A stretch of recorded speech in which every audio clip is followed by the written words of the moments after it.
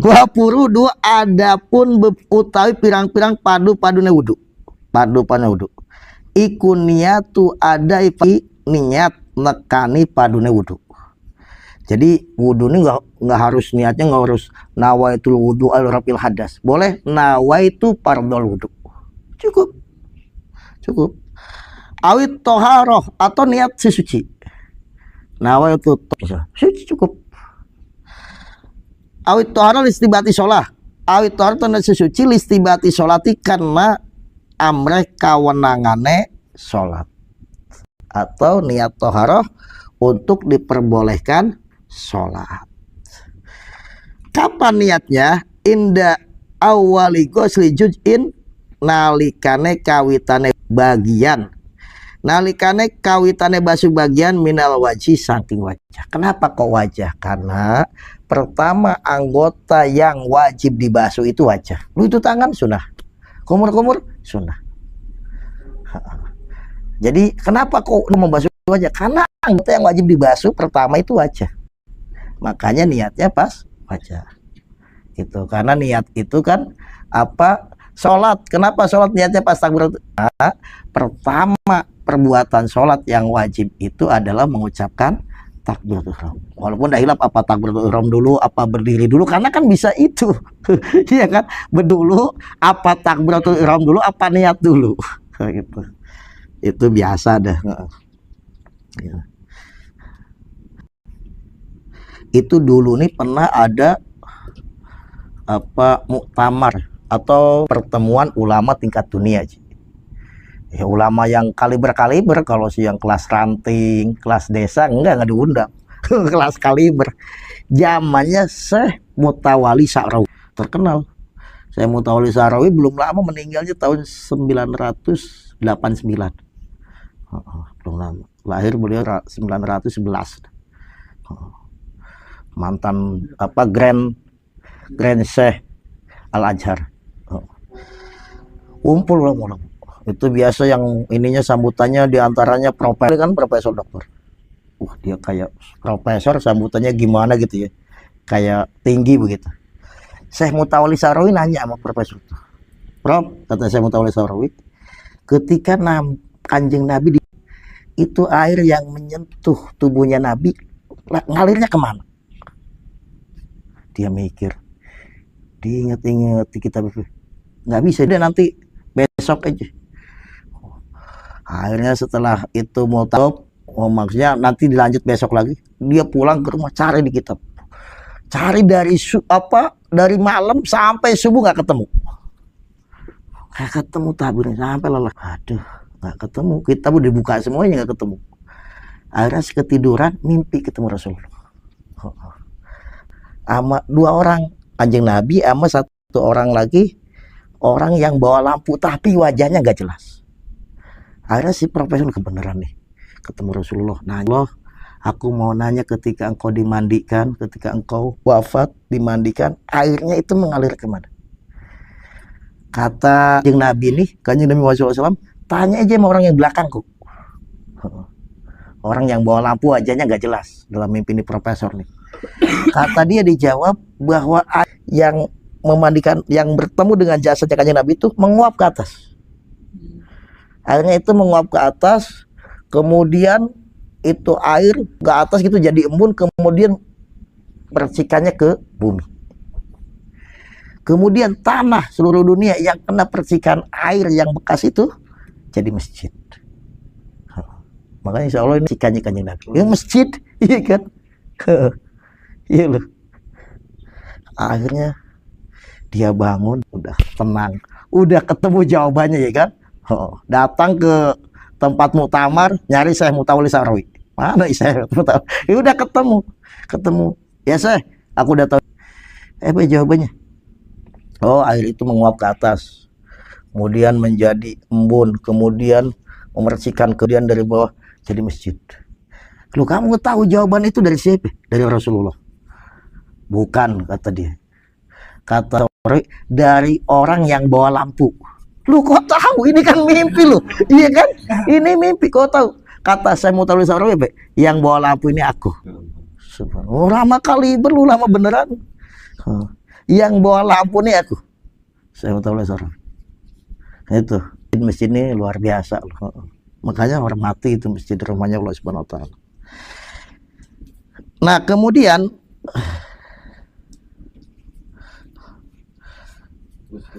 wa ghuslul wajilan, basuh wajah. Nih kita harus tahu batasannya wajah. Wajah nih batasannya. Jadi wudu harus ini. Dari tempat tumbuhnya rambut sampai dakon. Dakon ini tulang ini. Tapi harus dilebihkan. Kalau dipasin nggak bisa. Makanya harus lebih wudu nih segini nih. Sini wajah. Batasannya panjangnya dari tempat tumbuhnya rambut sampai nih tulang nih dakon atau janggut kata orang. Bukan jenggot, janggut. Tulang. Lebarnya dari kuping ke kuping. Dari kuping, makanya sampai kuping. Makanya berapa kali tuh basuh kuping dalam wudhu. Sampai ke kuping wudhu. Jangan wudhu model begini, nggak asal loh. Jadi harus dari wajah nih segini, gini gitu.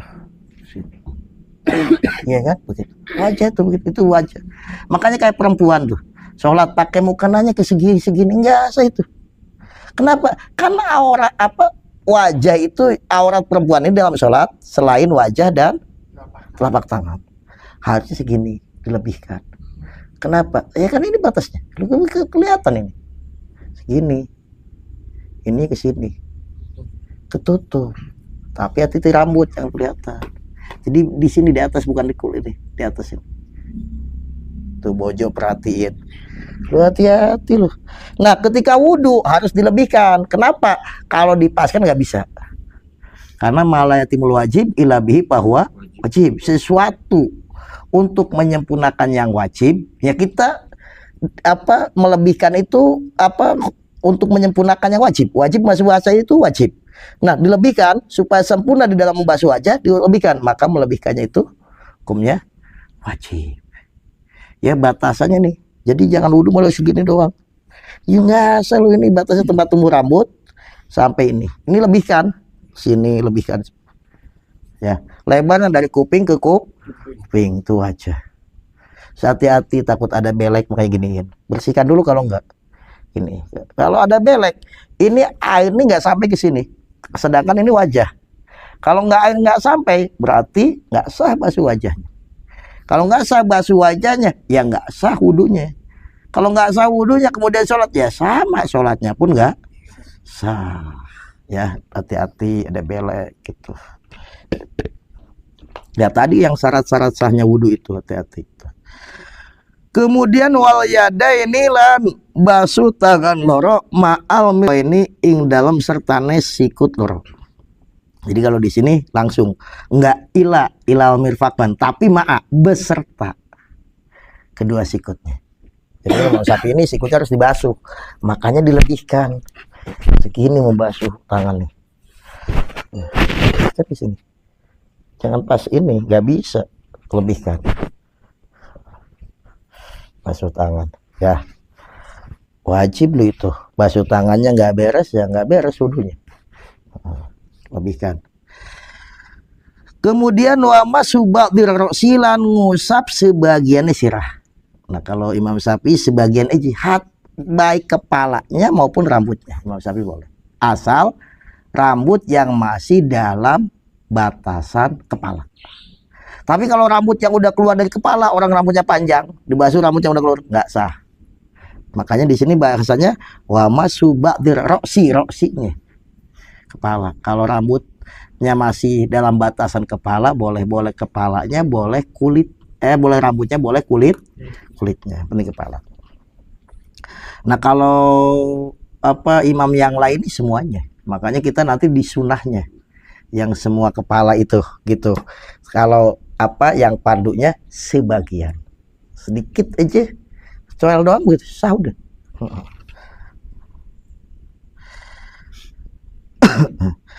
Kemudian wa ghuslu rijlaini lan basuh sikiloro ma'al ka'baini ing dalam sarta nekeongan loro membasuh kedua kaki beserta mata kaki beserta ya dilebihkan juga sama. Basuh mata kaki itu lebihkan. Kemudian wa tartibu lan tertib. Loh, pardunya wudhu itu ada 6. Sedangkan di Al-Qur'an cuma disebut pagsilu wujuhakum wajah wa aidiyakum ilal marafiq wamsahu biru'usikum wa arjulakum ilal ka'bain. Cuma 4 tuh. Yang disebut Al-Quran wudhu ini cuma wajah, tangan, kepala, kaki. Lu kok di sini ada 6? Yang 2 dari mana? Yang niat. Niat itu diambil dari hadis Kanjeng Nabi, innamal a'malu binniyat. Nah, kemudian tertib dari mana? Nggak disebut dari rukun tertib. Tertib itu hadis Nabi juga apa? Ibda bima bada Allah. Mulailah sebagaimana Allah memulai. Allah memulainya wajah dulu, kemudian tangan, kemudian kepala, kemudian itu jadi dalil tertib gitu. Imam Syafi'i. Tapi imam yang lain enggak mensyaratkan, enggak tertib, enggak dijadikan pada duduk. Ini Syabul Hasan Asadili yang tadi ngarang kitab Hijib Nasor, yang nyusun Hijib Nasor, Hijib Bahar. Itu beliau nih waktu mudanya pernah mau berguru cari wali sampai ke daerah Mesir. Cari ada itu loh wali, dilihat wudhunya lu acak-acakan. Tapi ini keramat, wali keramat, wudhunya acak-acakan, nggak urut tertib gitu. Dia basuh tangan, baru basuh wajah ini. Di hati ini, loh ini wali bukan, tapi wudhunya kok acak-acakan begitu, nggak tertib. Orang-orang pada nggak tahu kalau itu wali. Akhirnya dideketin sama Syabul Hasan Asadili. Loh, kata nih si wali ini, dia bilang, loh tertib itu menjadi padunya wudhu kalau menurut Imam Syafi'i. Kalau menurut imam yang lain enggak. Oh, berarti emang orang berilmu. Kalau orang nggak berilmu nggak mungkin dia bisa jawab begitu. Loh, kamu kalau pengen cari wali kutub, kembali lagi ke negeri kamu. Kembali lagi.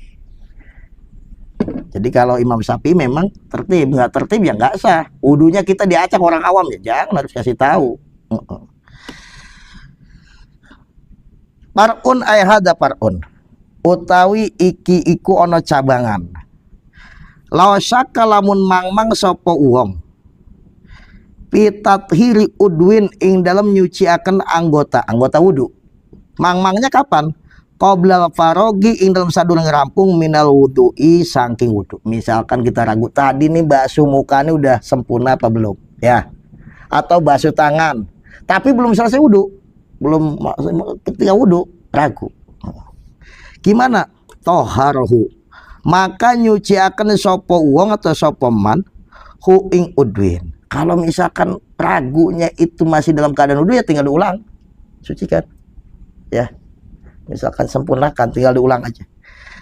Wamalan barang ba'dahu kang ing dalam sawise udwin.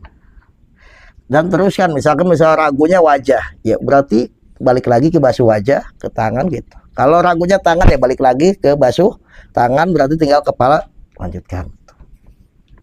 Udah selesai, nggak ada masalah. Oba dal farogi atau sawise rampungnya wudhu. Kalau ragunya setelah wudhu selesai, ingat, ya Allah tadi nih basuh tangan nih sempurna apa enggak? Lam yu asir, maka orang ngelabeti oposan. Kalau ragunya setelah wudhu, udah nggak apa-apa, nggak ngaruh gitu. Ragu itu nggak ngaruh, wudhunya tetap sah gitu ya.